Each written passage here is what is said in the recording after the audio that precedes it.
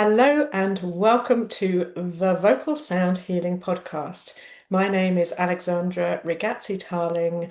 I am a vocal coach and a vocal sound healing practitioner and trainer, and I've been working with voice for well over 25 years. I've been working in the field of vocal sound healing for about 15 years, and I've been training vocal sound healers for the last 10 years, and I bring everything voice healing, vocal sound healing to this podcast for discussion. So thank you for being with me here today. And we are on episode 18, and that is developing intuition via interoception and the senses.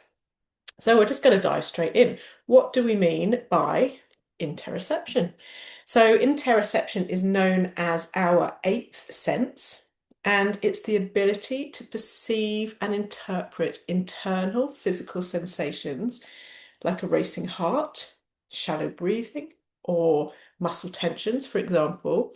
And it's the foundation of emotional regulation. So as I've mentioned before, I'm a great follower of Jessica Maguire, nervous system expert, and she says interoception provides the biological early warning signs needed to identify emotions before they become overwhelming, allowing you to proactively intervene and calm your nervous system.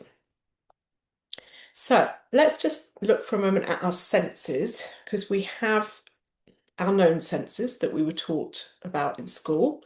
So sight, hearing, taste, smell, and touch. Now, after these five senses, there's a general acceptance of the next three, but sometimes the number of the sense, whether it's the sixth sense, seventh sense, eighth sense, and so on, that sometimes varies depending on the source and the overall context. So you can look these up for yourselves, and you'll see that different people list them with their sort of number of importance, but that they are recognized senses. So our sixth sense is understood to be our vestibular sense, and this governs our sense of balance, of spatial orientation, so detecting head movement and gravity from the inner ear. So if this is not functioning well, you might suffer from dizziness, vertigo, motion sickness, that type of thing. And just as a little subnote here, this sense is greatly affected by sound, which is why it's so important for us to focus on grounding before a session, and after a session, whether you're working one-to-one, whether you're working with a group, whatever it might be, because our inner ear and our nervous system, a sense of gravity is affected by sounds. So more on that, I think, in another podcast, but just to say that this is why people can feel dizzy or floaty after a session, and this sort of disorientation is not necessarily positive, because some people are like, whoa, I'm so far out. Yeah, it's not necessarily a good thing. We're not, in control of our our sense there. And it can mean, certainly as a therapist, that we've done too much for the person to cope with and process. And that they've gone, so deep, they're not used to going there, that they've gone into that sort of shifted state where everything is slowed down, but it's so different from the state that perhaps they're used to living their lives in. I had it years ago, and I used to run sound baths, and I had a lady who was caring for her husband 24/7. And she was, elderly herself. And the poor lady was so stressed, and she'd come to this sound bath, to find ways to help her relax. And I was aware of the situation. Actually, I really only did a light sound bath, but she went very deep very quickly.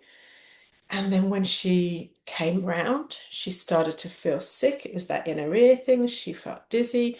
She had to lay back down again. It took us half an hour to properly ground her. Now, I'm not saying that that's always the case. That's just one example to put some sort of context. But the sounds had the ability to really shift her very deep. And so then that sixth sense, that vestibular sense was affected. And of course, anyone that's had any sort of inner ear stuff, that it makes you feel awful. You can't stand up and all of that type of thing. So it's really our job to make sure that we can help someone find that sense of balance and grounding again. And that's really why, a consultation is so important. So, for one-to-one work, for sound baths, whatever you're doing, we put down ear and balance problems as contraindication because anyone that already has issues in that area can take days to recover from sound work.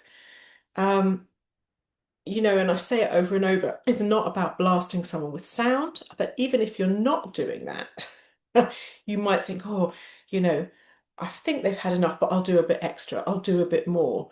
Or perhaps, oh gosh, that's only been 5 minutes, but I'm thinking maybe she's had enough.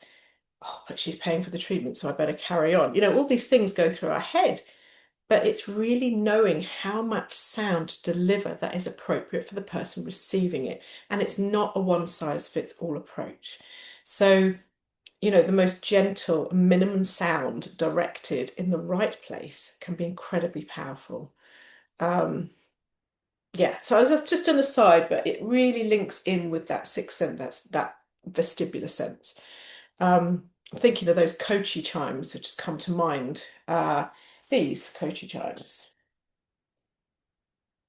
And often people swing them.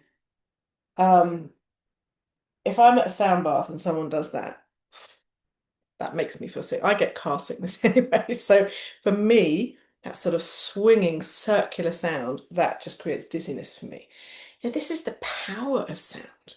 Why do we have to swing those coachy chimes? Why can't we just let the sounds dangle? Why do we have to create this intense thing? Why do we have to create an effect? What impact are we trying to create? Anyway, I digress. Let's move on.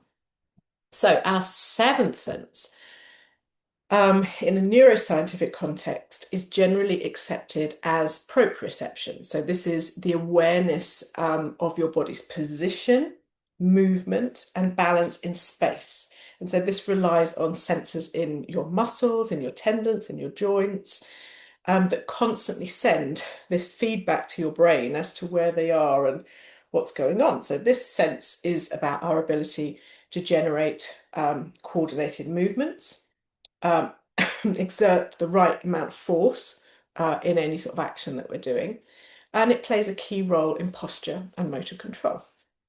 Now we get to it.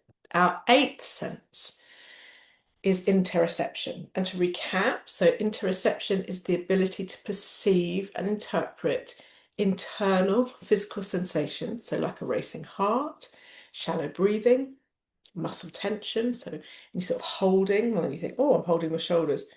Release it. How do you know you're holding your shoulders? Because your interoceptive awareness gives you that information and you can release them. And this is the foundation of emotional regulation because it allows us to read our body's signals. So letting us know if we're um, moving or being triggered into a stress response or regulating back to a place of calm. It gives us that gauge. It gives us that ability to sense and be aware. The problem is many of us haven't been taught how to read these signals. So you've got a lot of people out there that are living in a stress response, and the feedback they're getting from their body tells them that's normal because they have never known any different. So they don't know what it is to move in and out of stress, so to mobilize when they need to do something, to apply the vagal brake to calm the stress response and its reactions when the threat is over. So, they might experience an ongoing quickening of the heart rate, muscle tension as the body's constantly preparing to mobilize. There's this tension to get ready to go, anxiety because the body's stuck in the state, and it goes on. So, if we're constantly in a stress response, and that of course includes freeze response as well, which is a stress response. So, was when your body shuts down and you feel completely numb. How can we be reading our body accurately when we're in a stress response all the time? Because there's no change, there's no shift between states. There's just one state with its symptoms all the time, and that feels normal because you've never known any different. So that's going on for a lot of people. But let's assume that you are managing your nervous system, that you're regulated, that you're aware of your body moving into a stress response when needed and down or up regulating, you know, as well as a part of a normal part of your day. So, something's got to be done.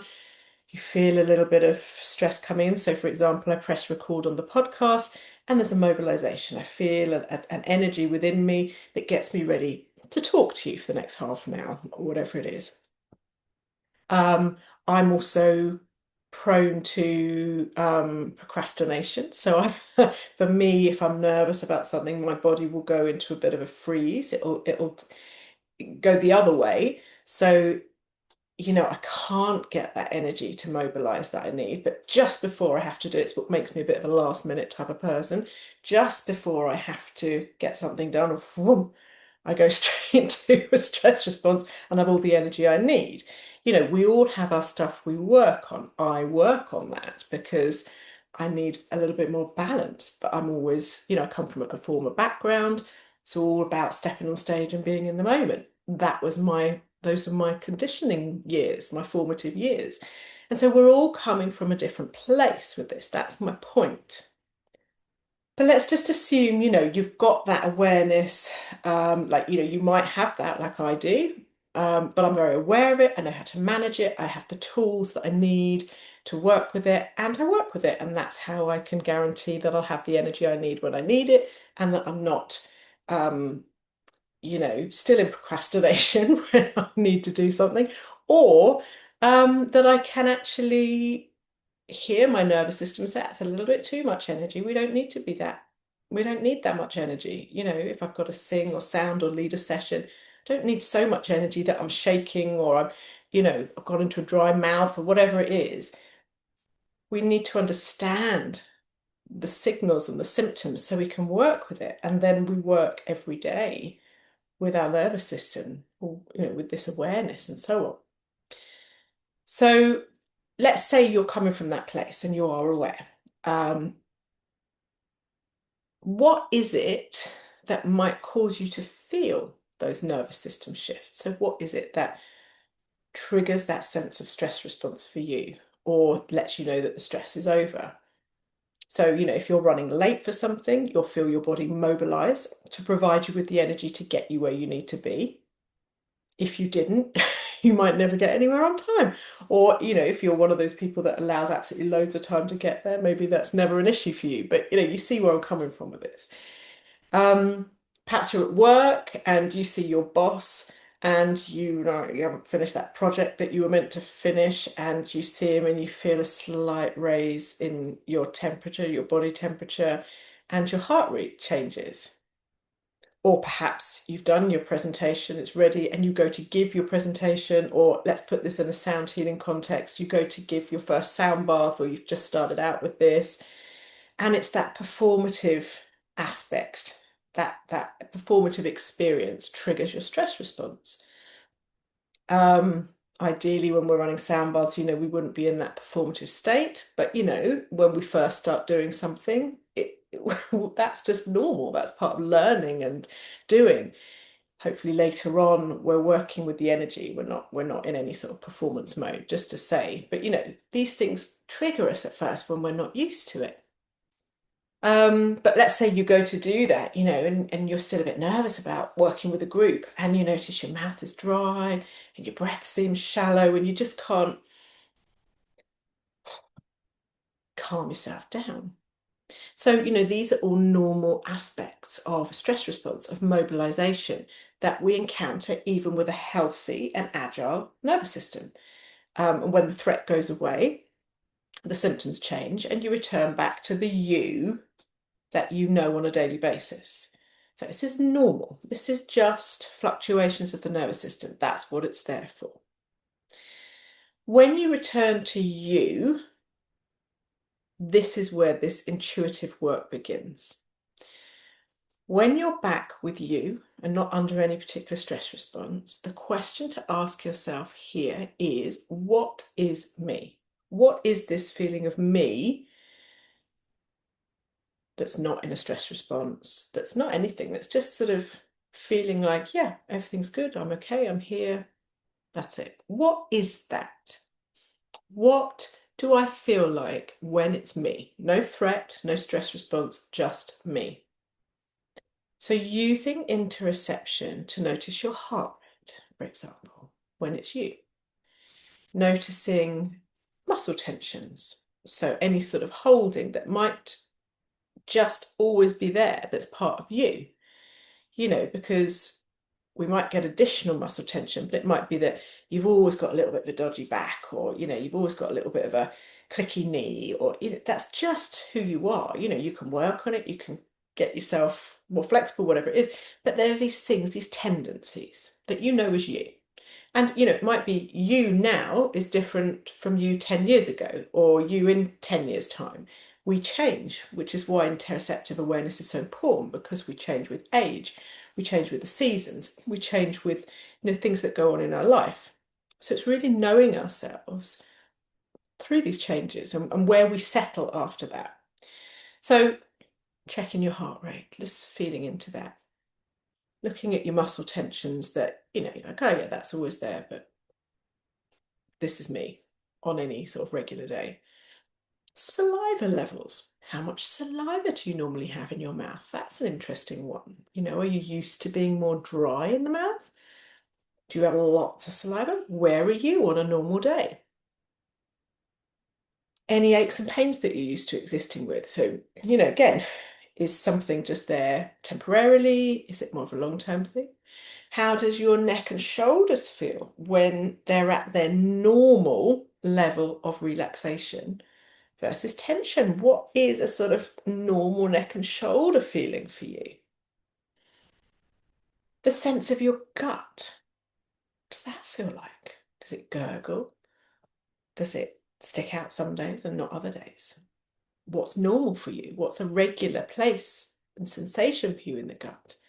Your belly, your legs, that felt connection with earth. What does that feel like for you on a regular day? Do you feel that connection with earth? Yes, I mean, it's no right or wrong. This is just asking you what that feels like to you. And then, like the other end of the body, look at your head and that sense of sort of standing tall. How tall do you feel? Do you feel tall? Do you feel compressed? Do you feel expansive? So it's really just asking these questions and noticing you. Take time to notice all of it and the rest. So we'll all have feelings and sensations that we know to be there. We can't quite describe them. We don't need to describe them. They're just part of us. But it's allowing that interoceptive awareness to be really there, really part of your day, and especially when you're not in a stress response. This is how we get to know the regular us. So, if you've never done this before, this can take a few weeks or more as you notice you. And as I said, it's really an ongoing process for life. But if you've never done this before, get to feel into it.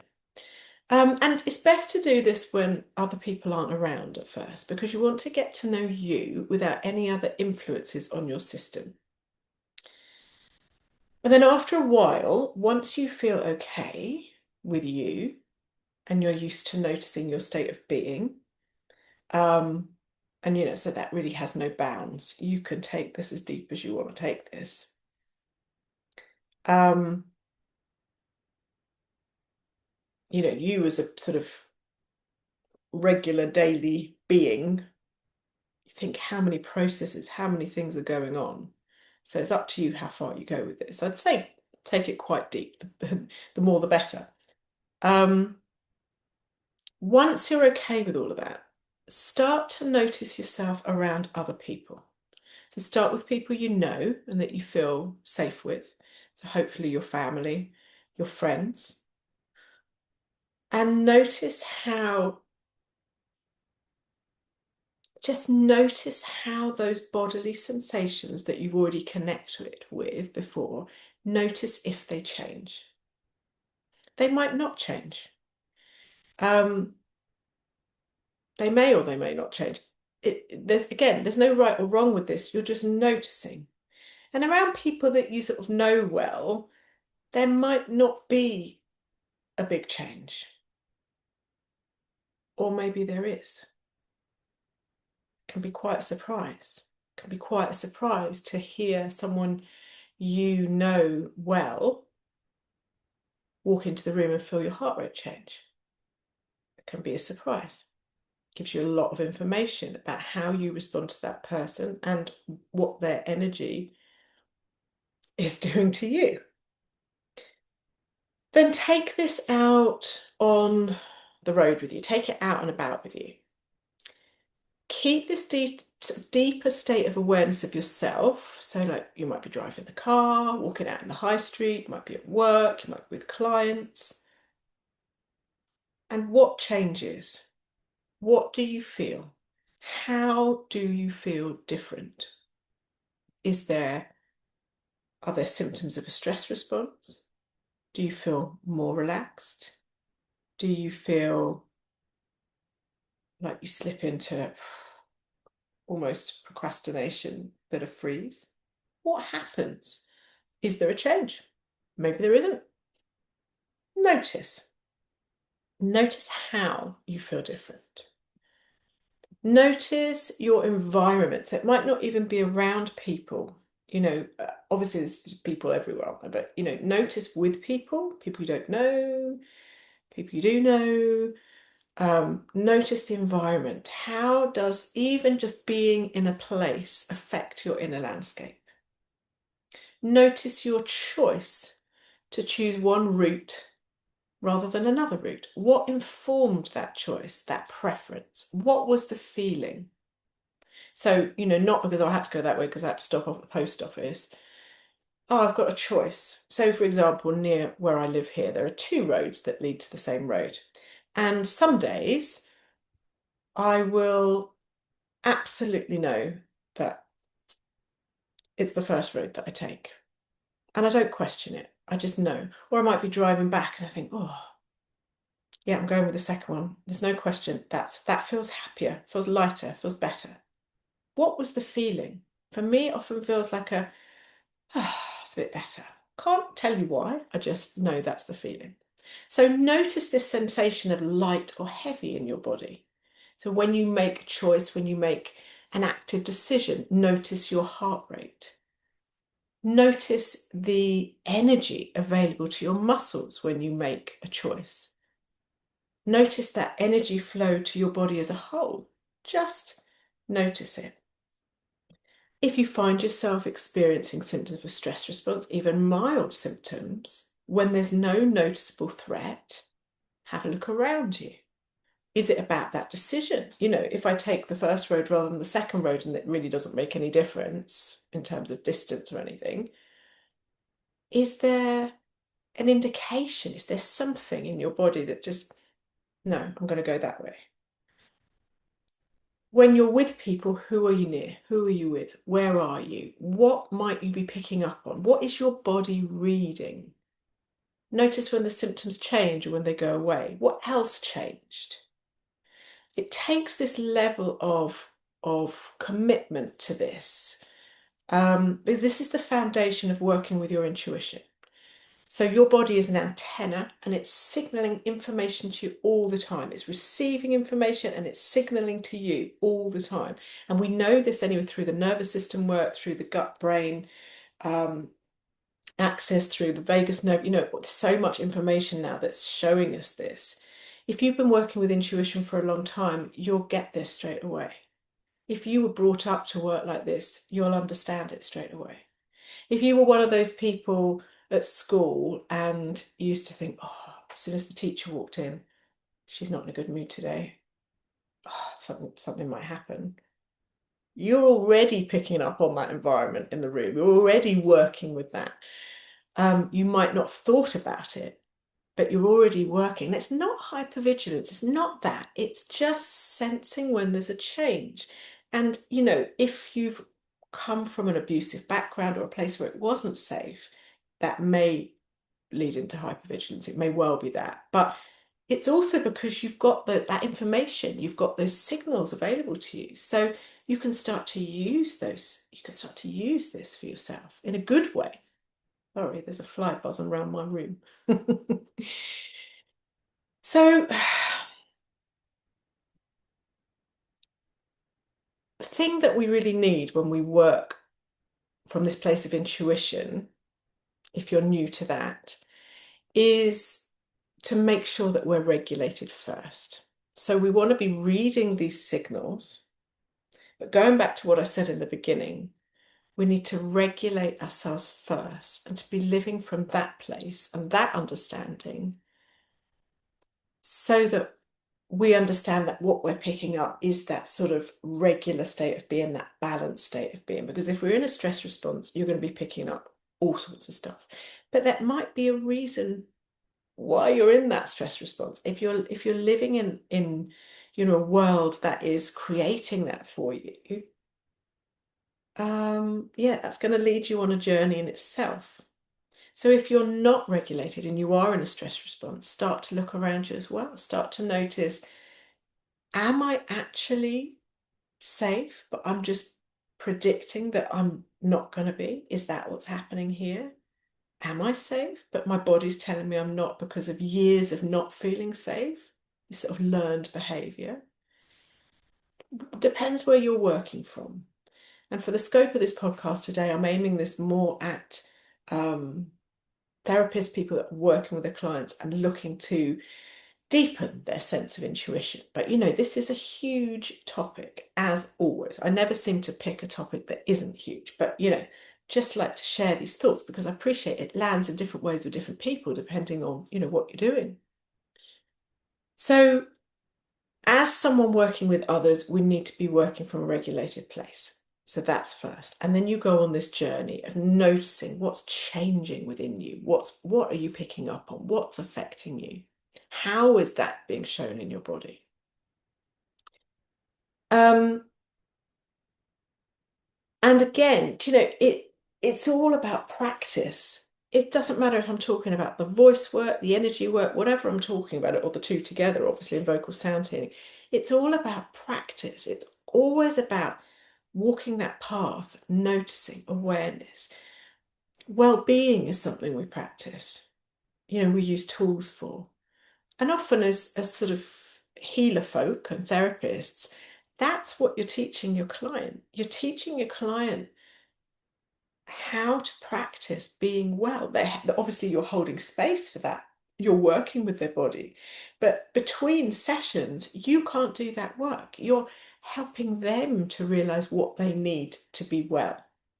And I think I've said before, initially someone might just need to be held. They just might need that support. And they come to you and you're holding that space. You're holding that space for them. They go back to their life. They come back to you. You hold it again, you work. But gradually, you're helping them shift with little bits of homework that you give them and realizations that you give them to take into their life. So, number one, we're working to assist others in their health and well-being as practitioners. We need to firstly be working with ourselves, with our own tools and techniques for self-care. We need to have reached a point where we can offer co-regulation to another person. As a therapist, as a practitioner, we can only help our clients to regulate, offering that co-regulation if we are regulated. This is number one. So if you're working, and you're in a very stressed place yourself, then this needs to be addressed. I often hear people say, oh gosh, yeah, I'm so stressed, but as soon as I start to do my therapy work, whatever that might be, I feel better. I'm like, so are your clients providing that co-regulation service for you? Or is there a sort of spiritual bypassing thing going on? What's happening? It's worth looking into that. If you're dysregulated, that is the frequency that you're going to be sending out to your clients. And really, that's a tricky one because, as sound healers, we need to be, as vocal sound healers, as energy workers, we need to be sitting firmly in our frequency, whether that's, for our clients to come in and help us, as I said, we help them to co-regulate where that coherent frequency in the room, whether it's what you're sending out in the world to get your clients. If you're dysregulated, I think I've said it before, if you're sending out the signal, I need to be healed, you're not going to be attracting clients because you need to be healed first. But let's say that you are regulated, that you've been noticing your own signals and you're comfortable with that, and you open the door to your clients or your sound bath participants. You're standing firmly in that sense of you and your senses that we've just talked about. What do you notice? So it takes quite a lot of practice to be around others and stay firmly in ourselves. So not to entrain to our clients, not to entrain to all those people coming in for a sound bath that are looking for that relaxation, and they walk into the room and the energy that you've prepared in advance to hold that space starts to shift a little bit because people have walked in and they've brought all their stuff with them. How do we stay firmly balanced when, around that? And you feel it with some clients, they leave and you feel drained. And this is because their energy is really strong and it's drawing on yours. You're starting to feel different because of them. They might be dysregulated, and it takes all of your energy to stay regulated within yourself to try to assist them. So this type of work and staying in our own energy, this takes practice, this takes time, this takes stamina to work as a therapist and not to feel that pull on your energy, which is why, any courses that you do to be a sound healer, to be, vocal sound, whatever it is, they need to be over a longer period of time with case studies, because you can't learn a new modality in a couple of weeks. You can do all of the actions, but this stuff is life stuff. This isn't something, start working with sound and you feel your energy move.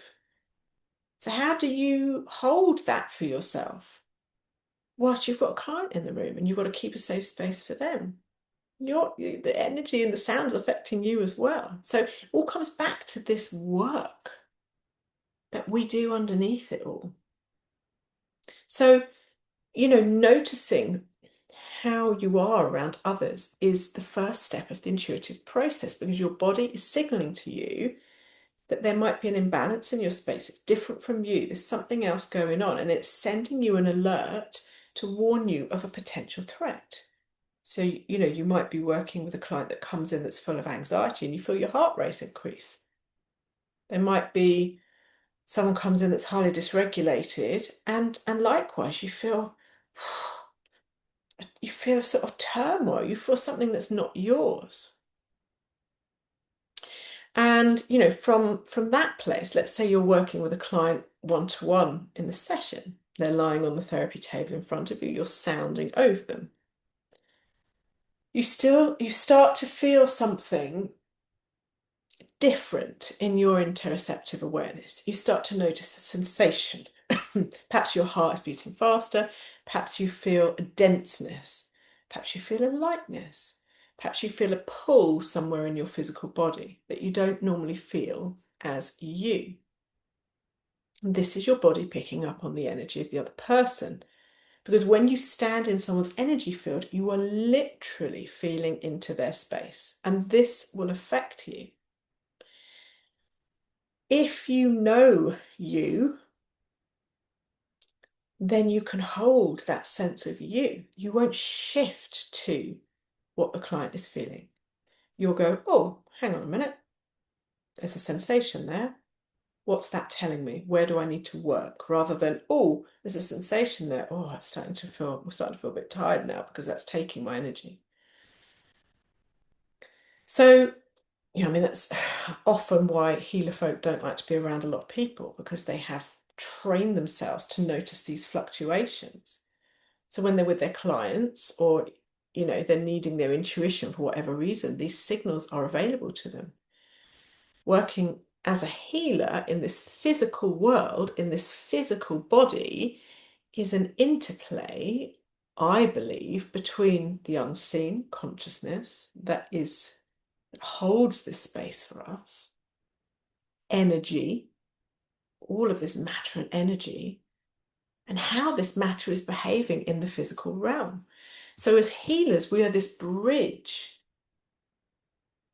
or feeling really into what balance and wellness could be, while sensing what's actually going on with the client on the table in front of us and understanding how best to help. There's a lot going on.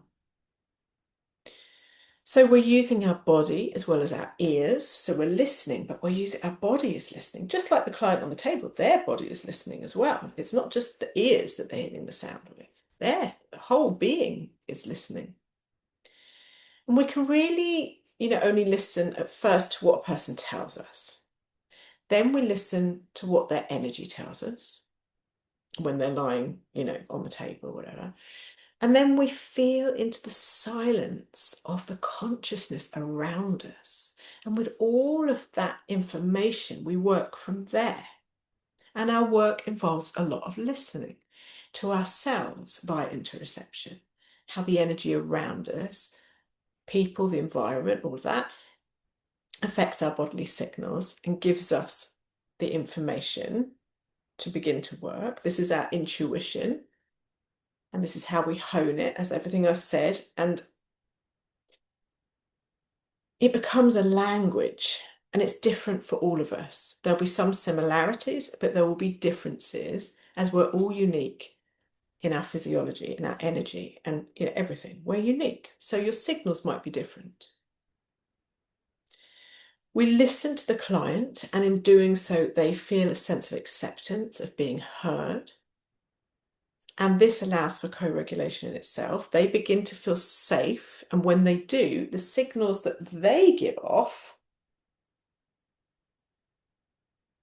you will pick up via interoception. It will start to shift you. So if they're feeling safe, they'll send out signals that you'll pick up and your body goes, oh, it's okay. Yeah, we're feeling okay. Things are feeling balanced. This is good. We're going in the right direction. You're getting feedback through listening to your own body. And through listening to the client, you listen to the client, they feel safe. The signal they send out helps you know that they feel safe and that it's working. That's the feedback. That's the intuition. That's how you know you've done a good job.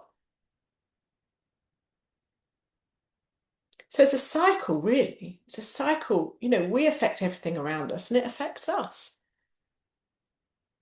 We're also listening to the client's body. So when the person is comfortable on the table and they begin to relax, we listen to what the body's telling us. So this language may present within your body, again, via interoception or via all of your senses. So you might see visuals, you might hear sounds, there might be a smell that you become aware of.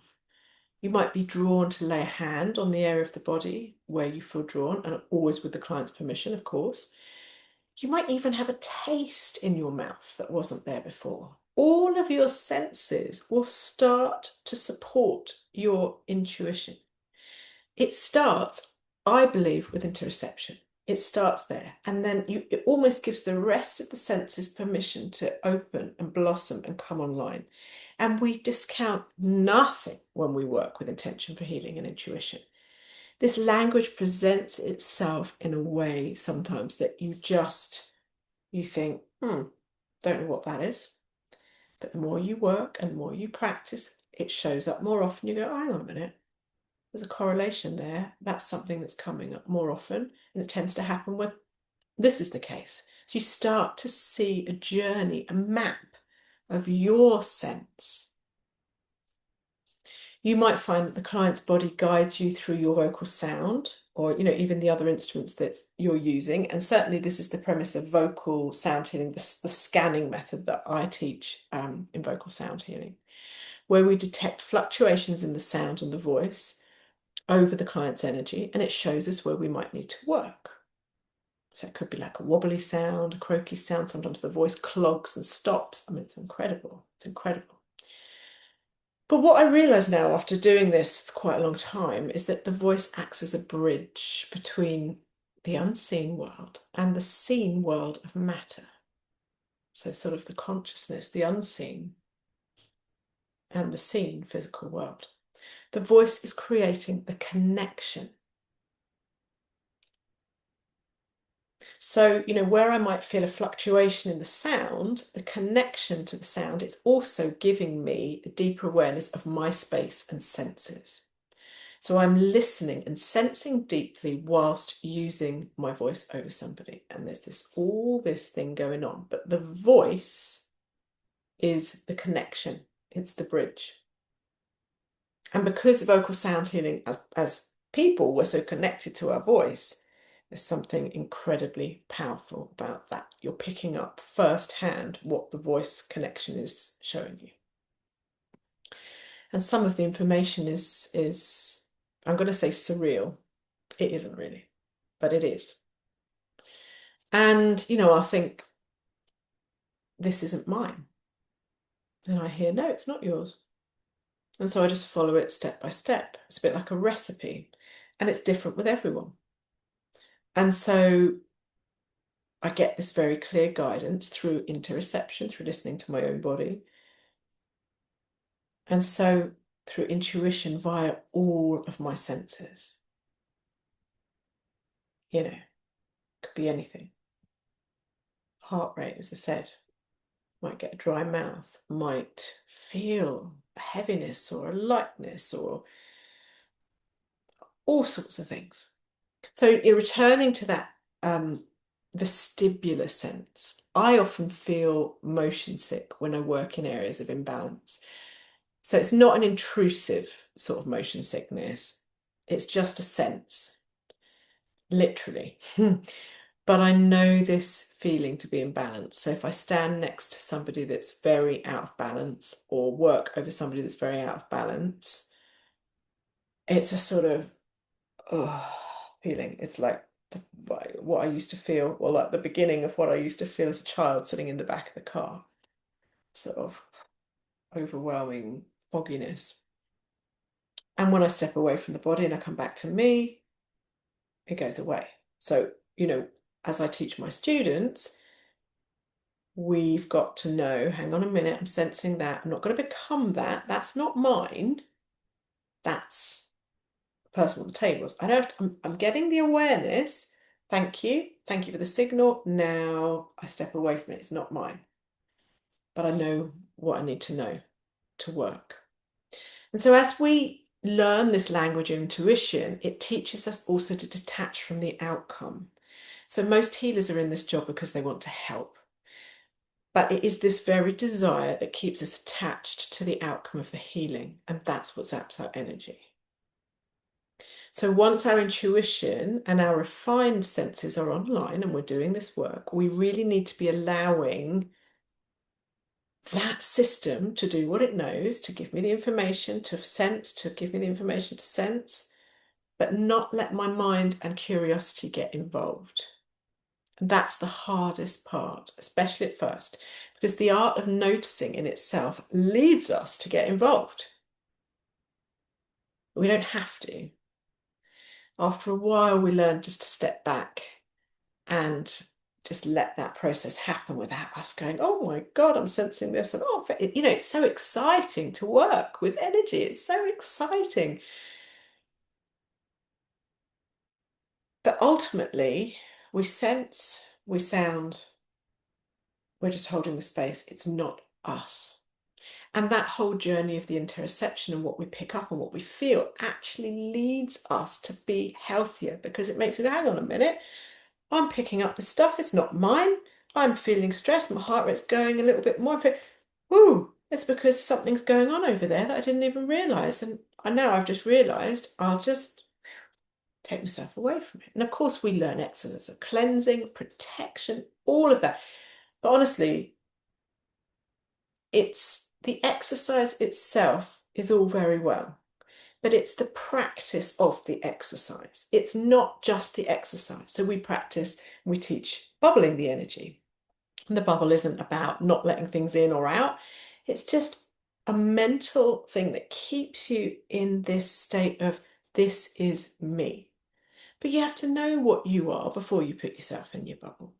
But putting yourself in your bubble and thinking about, oh, I'm putting something around me that helps me feel like this is me, helps you go on the journey of what is you. So they're tools, they're tools. And then when you understand this is me, you go, let me return back to me. And we practice that. We practice that every day. We practice at breakfast, at lunch, at tea time, before you go to bed. This is me. And if something isn't quite feeling like you can find out what it is. But you've got to know you. That's the journey. That doesn't happen overnight. But it does happen if you put your attention there. So, that ability to protect yourself energetically is very important. But what does it mean? It means that you're not allowing yourself to entrain to an energy that has a stronger force than yours. And that comes back to in podcasts I've talked about how we change our voice on the phone, how we change our voice when we're around people, how we feel when we're around certain people. If we change who we are when we're around certain people, or we change our voice because of performance or whatever it is, whatever it might be, we are changing. And that's different from holding the space and being able to offer co-regulation, being able to offer calm in a space. That's different. Can you hold your space? It's a lifetime's work. And just as you think, actually, I'm getting better at this, someone comes along and you think, flipping it, that really tricked me. So, it's a journey. And I certainly don't sit here and claiming to know it all, but I can share what I've learned. And I've spent a lot of time debunking, what's protection? What are we doing? And translating that into accessible terminology. Because we're all energy beings. We're all healers. We are. We're all have the capability to use our voice for healing. Unless you're clinically mute. And even then, as I've said it before, you've got an inner voice. So, we just have to understand it. And once you're there with it, it will never switch off. Don't expect to develop intuition for healing work only. Once it's fully up and running and it's online, you live with it and you work with it and you listen to it and you trust it and you find a deeper sense of it and you go so deep with it that you didn't think it was possible. And it's good to be around others that get this for support because it can feel quite, I'm not going to say lonely, but if you're around people that are not on that pathway, you can feel different. Now, I never had a problem feeling different. I've always known I'm different. I've always been different. And I'm a bit of a loner. If I'm honest, I'm a bit of a loner. But it's nice to talk to other people about these things and feel that you're not on your own. And it also gives you this sort of sense of, the world is changing. People are becoming more awake to all of this. And that feels nice. That feels nice. So there we go. I think that's all I have to say about that. I'm sure there'll be another lot at different podcasts at a different time, but for the moment, I think that's it. I hope that's helpful, useful in some way. Just felt sort of pulled to share that with you today. If you're thinking about following a pathway in healing voice, you want to get more into this or vocal sound healing, I'm very excited because I've just launched 3 video courses.